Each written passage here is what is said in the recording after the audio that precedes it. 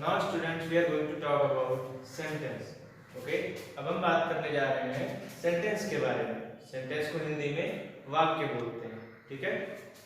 So first of all we will see the definition of sentence. सबसे पहले हम sentence की डेफिनेशन देखेंगे. Okay, a group of words that makes a complete sense is called a sentence. One time more we will read it.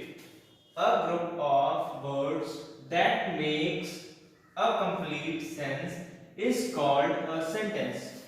शब्दों का ऐसा समूह जिसका एक सही अर्थ निकले उसे हम वाक्य कहते हैं और इंग्लिश में सेंटेंस कहते हैं. So now we will study it with the help of examples. अब हम एग्जांपल्स के द्वारा इनको जानेंगे. Here are few words like he, reading, is, novel. Okay, यहाँ पे कुछ वर्ड्स दिए हमने. he, reading, is, novel. अब यहाँ पे ये जो वर्ड्स हैं ये सारे अलग अलग वर्ड्स हैं. जब हम इनको एक साथ कंबाइन करेंगे और इनका एक अच्छा सेंस निकलेगा, सही सेंस निकलेगा, अर्थ निकलेगा, तब उसको हम सेंटेंस बोलते हैं. ठीक है. अभी ये वर्ड्स अलग अलग हैं. जब इनको हम एक साथ कंबाइन करेंगे तो ये एक सेंटेंस तैयार होगा. See how. He, okay, is, okay, reading, okay, a novel. Okay, he is reading a novel. वह एक नॉवेल उपन्यास पढ़ रहा है. नॉवेल को हिंदी में उपन्यास कहते हैं.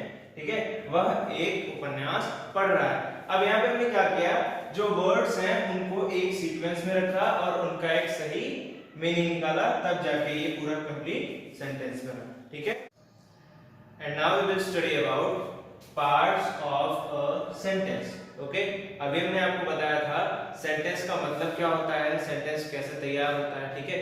अब हम आपको बताएंगे कि सेंटेंस के पार्ट कितने होते हैं. Okay, so there are two parts of sentence. ठीक है. सेंटेंस के टू पार्ट्स होते हैं. First is subject and second is predicate. First of all we will study about subject. सबसे पहले हम सब्जेक्ट के बारे में पढ़ेंगे. A person or thing that is being talked about. Okay, a person or thing that is being talked about. ऐसा व्यक्ति या ऐसी वस्तु जिसके बारे में सेंटेंस में बात हो रही हो उसको हम सब्जेक्ट बोलते हैं. ठीक है. जिस चीज के बारे में या जिस पर्सन के बारे में बात हो रही हो उसको हम सब्जेक्ट बोलते हैं. ठीक है. Now predicate. Predicate, the part of a sentence which tells about the subject.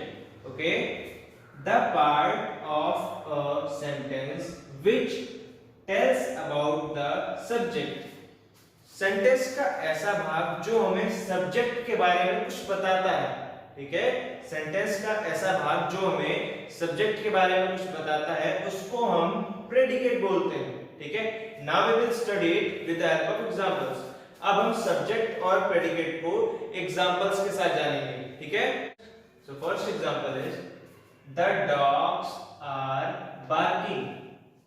The dogs are barking. इसका हिंदी में मतलब हुआ कुत्ते भौंक रहे हैं. ठीक है.